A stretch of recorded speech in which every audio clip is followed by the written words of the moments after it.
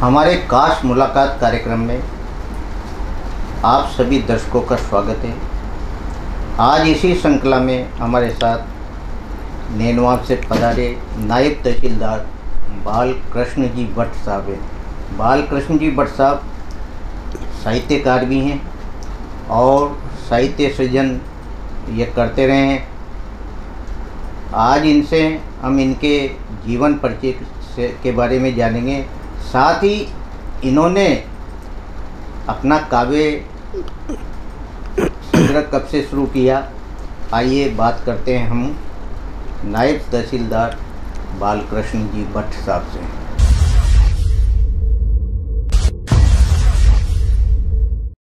भट्ट साहब, आपका हमारे स्टूडियो में बहुत बहुत स्वागत। आपका भी बहुत बहुत आभार सर।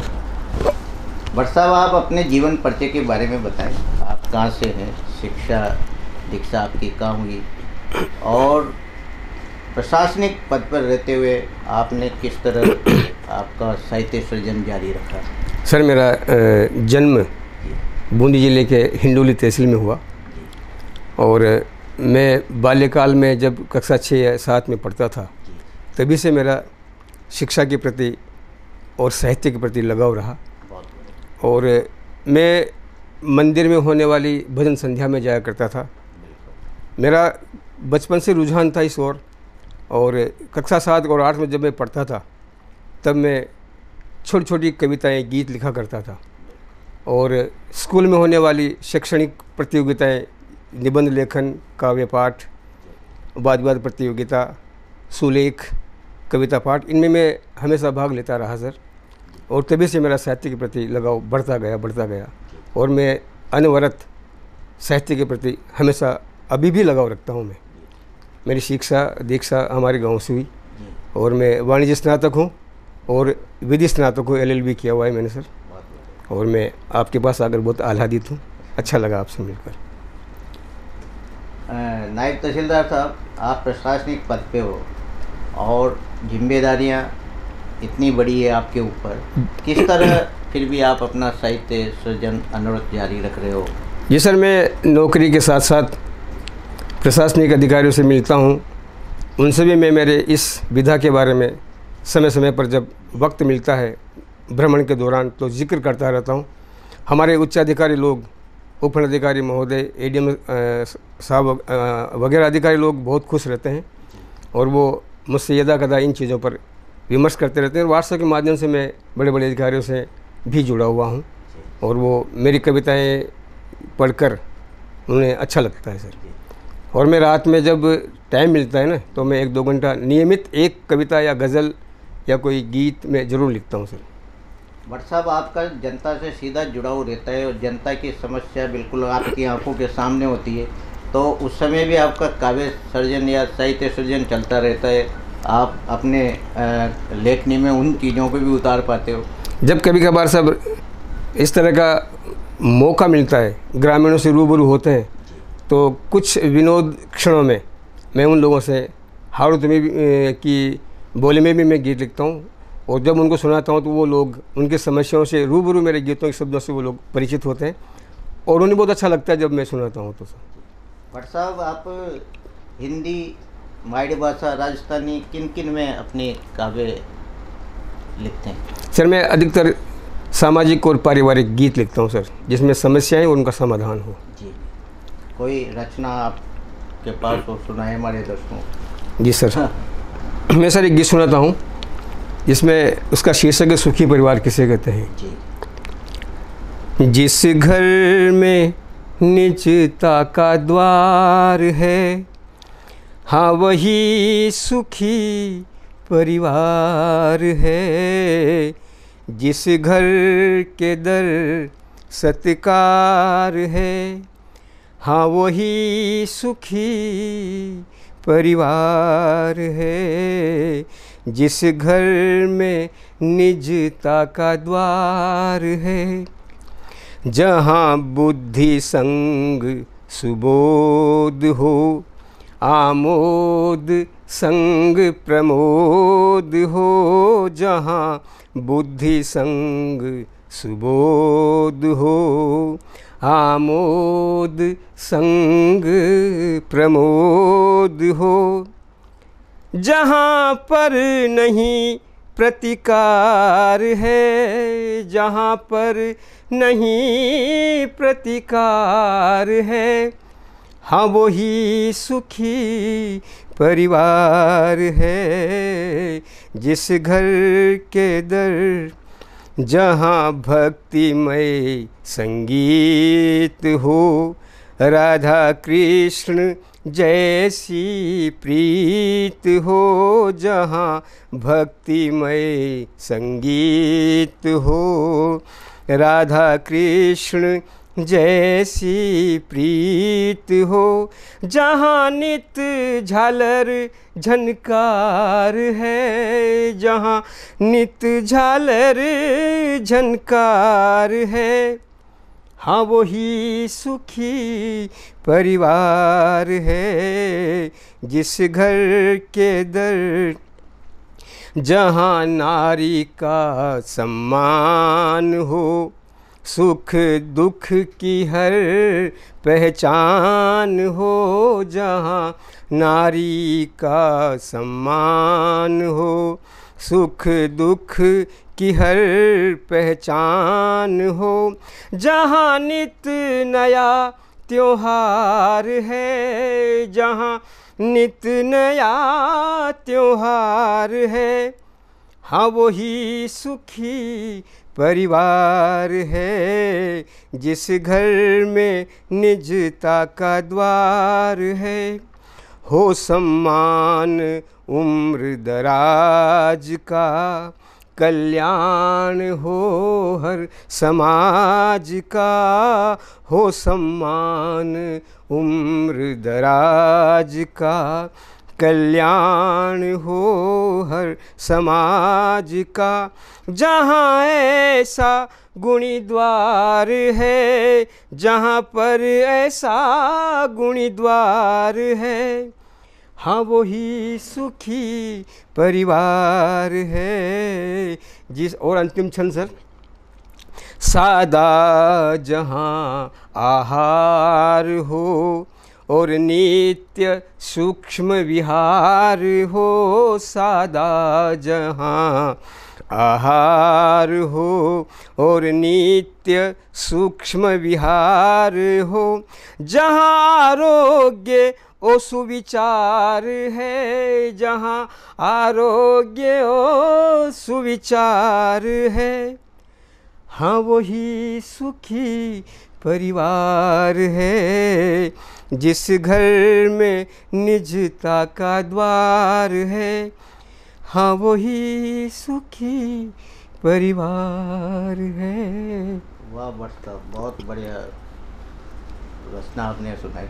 भट्ट साहब, आपने अब तक कितना काव्य संग्रह कविताओं का आपने कर लिया?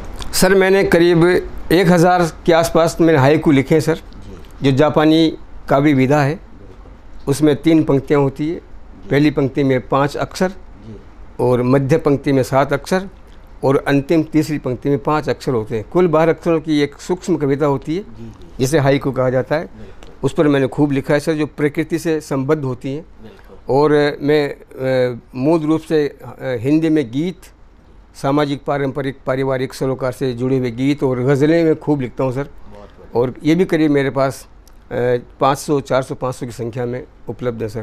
भट्ट साहब, आप इतना अच्छा काम कर रहे हो और आपका संकलन भी काफ़ी तैयार हो गया, क्यों ना आप इसको एक पुस्तक के रूप में सामने ला रहे हैं? जी हाँ सर, अभी हमारे मित्र मुकेश जी गौतम डपटा वाले और आदरणीय भाई साहब देवकी नंदन जी दर्पण से मैं मुलाकात कर रहा था, तो अब इसी बात में जिक्र हुआ था। तो सर मैंने उनसे कहा था कि मेरे 1 वर्ष और 2 माह बाकी हैं रिटायरमेंट में, तो मैं अब पूरा शेष जीवन साहित्य में समर्पित करूँगा और तब मैं हाइकू, गीत और गज़लों की अलग अलग कविताओं की पुस्तकों का प्रकाशन करवाने की मैं विचार रख रहा हूँ सर। अभी भट्ट साहब, बहुत अच्छा विचार है आपका, क्योंकि जो आपने लिखा वह समाज तक जाए और समाज उसको एक लेके जी हाँ सर के रूप में पढ़े। जी सर, तो उससे समाज को एक नई दिशा भी मिलती है। जी जी सर।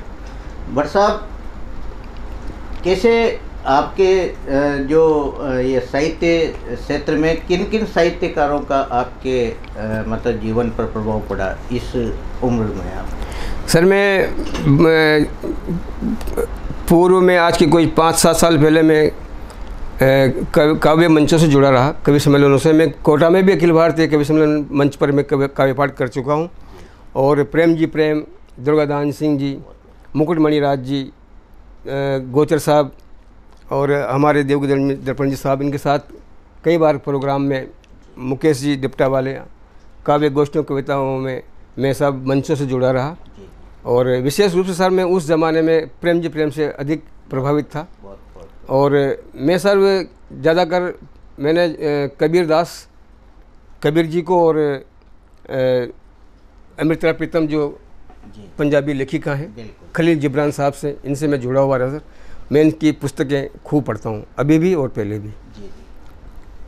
तो भट्ट साहब, आप एक हमारे दर्शकों को और अपनी रचना सुनाएं।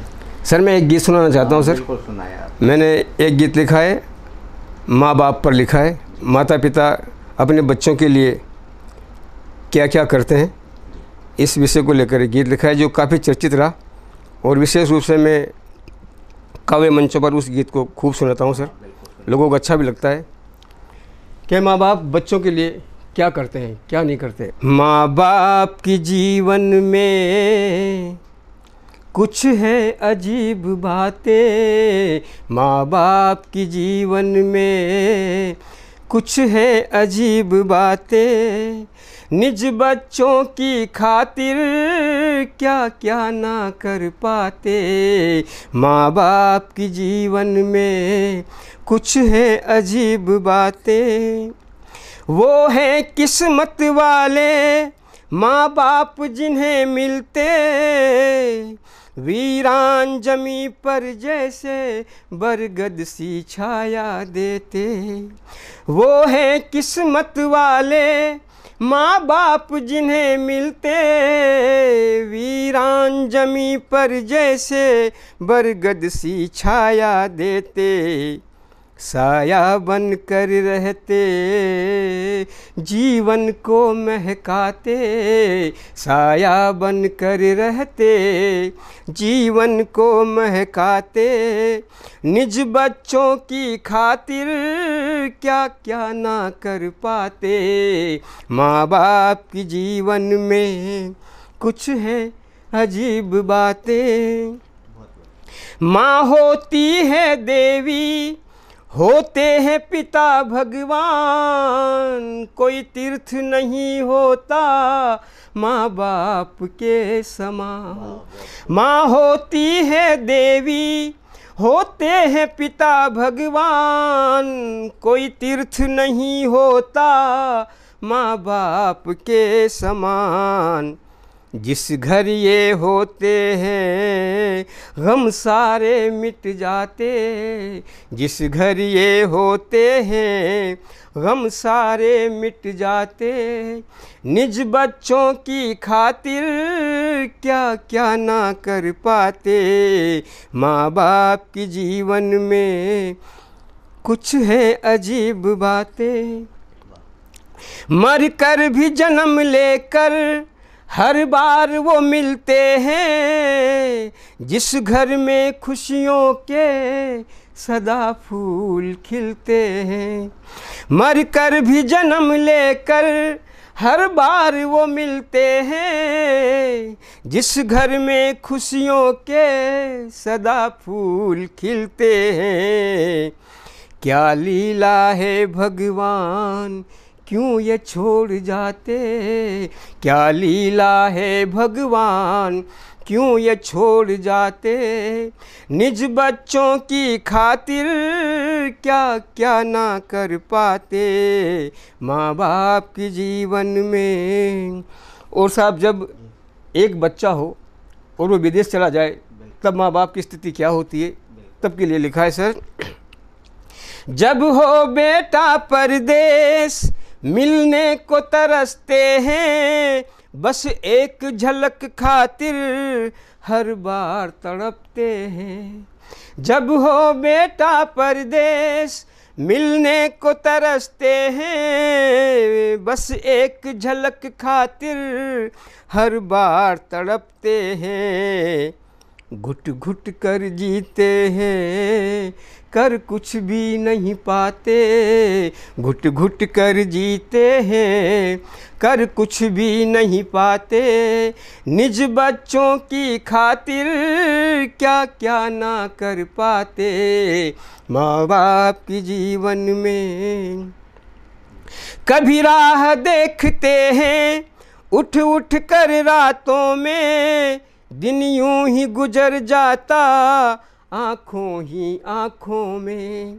कभी राह देखते हैं, उठ उठ कर रातों में। दिन यूं ही गुजर जाता आँखों ही आँखों में। बेचैन रहे मन को ऐसे ही समझाते। बेचैन रहे मन को ऐसे ही समझाते। निज बच्चों की खातिर क्या क्या ना कर पाते। और सर इस गीत का अंतिम छंद। लेकिन साहब दुख तो तब होता है माँ बाप को जब इस कलयुग में आजकल की पीढ़ी के कुछ पुत्र अपने माँ बाप को सेवा भाव त्याग कर वृद्धाश्रम पे छोड़ जाते हैं। तब के लिए इस गीत की अंतिम पंक्ति जिस पर ये गीत खड़ा है। क्या लेख विधाता के या है कर्मों का फल, इतना करने पर भी दुख मिलता है हर पल। क्या लेख विधाता के या है कर्मों का फल, इतना करने पर भी दुख ही मिलता हर पल।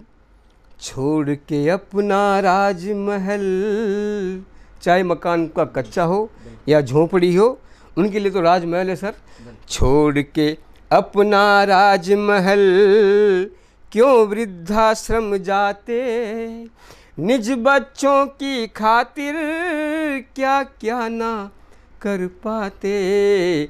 माँ बाप की जीवन में कुछ है अजीब बातें।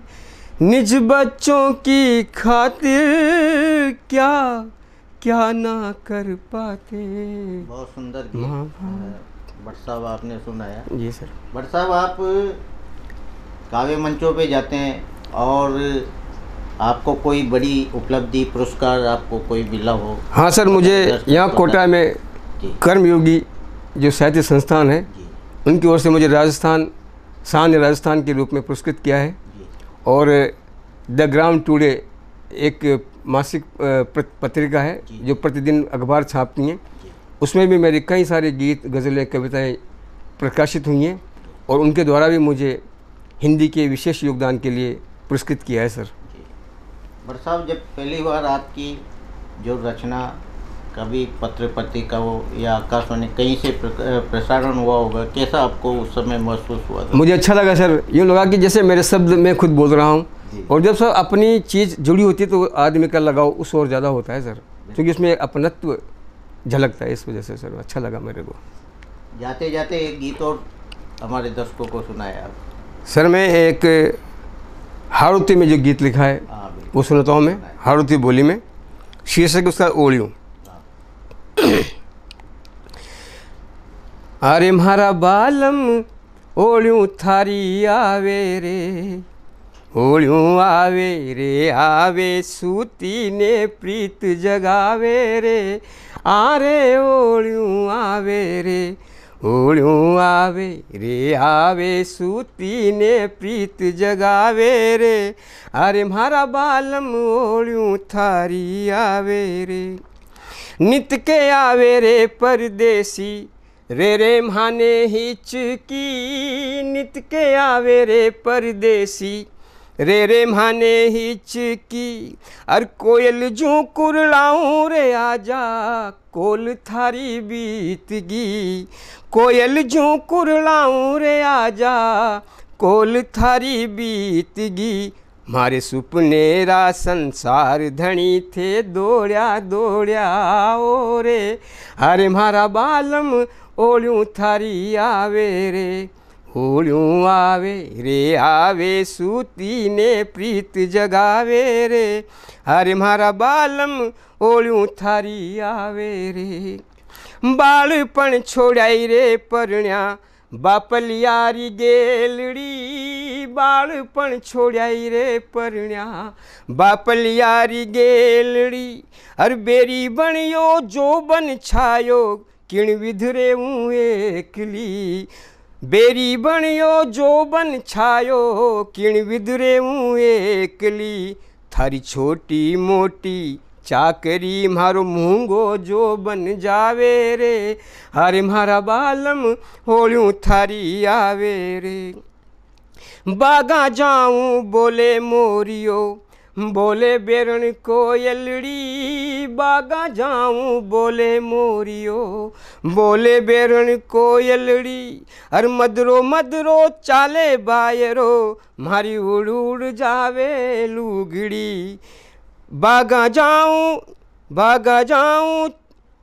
मदरो चाले बायरो मारी उड़ उड़ जावे लुगड़ी, मारा छेल भंवर बागारा मोजी आओ हिंदा खावा रे, अरे मारा बालम होळ्यूं थारी आवे रे। और अंतिम छंद सब इस गीत का कि कागा नित के उड़ाऊं नित नवो श्रृंगार करूं मैं, कागा रोज उड़ाऊं रे नित नवो श्रृंगार करूं मैं, कागा रोज उड़ाऊं, अरे कागा उड़ने सुगन बतावे पण थे क्यों नहीं आओ रे, कागा उड़ने सुगन बतावे पण थे क्यों नहीं आओ रे, थारो मार्ग रोज बुहारूं पीव जी नेणा नीर बहाऊं रे, अरे मारा बालम होळ्यूं थारी आवे रे, होळ्यूं आवे रे आवे सूती ने